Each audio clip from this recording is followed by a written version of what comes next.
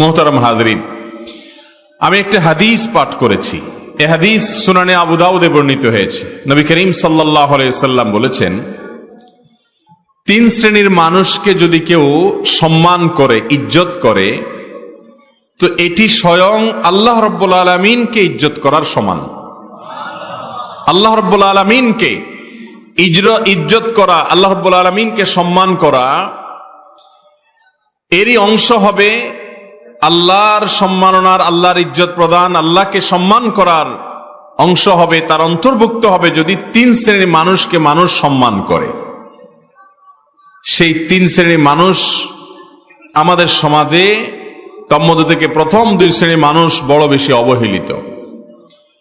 নবী করিম সাল্লাল্লাহু আলাইহি সাল্লাম বলেছেন, ইন্না মিন ইজলালিল্লাহি তাবারাক ওয়া তাআলা, আল্লাহ রাব্বুল আলামিনকে সম্মান দেওয়া, আল্লাহকে মর্যাদা দেওয়া, এর অন্তর্ভুক্ত হলো ইকরামু যিশ-শাইবাতিল মুসলিম।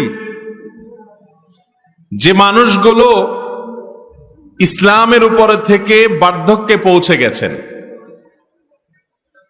ইসলামের উপর থেকে বার্ধক্যে পৌঁছে গেছেন, বয়স বেশি হয়ে গেছে, মুরব্বী হয়ে গেছেন, সিনিয়র হয়ে গেছেন, এই মানুষগুলোকে সম্মান করা, এটা স্বয়ং কাকে সম্মান করা?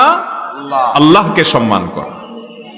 তাদেরকে সম্মান করলে আল্লাহকে সম্মান করার মতো হয় মর্যাদার দিক থেকে, সওয়াবের দিক থেকে।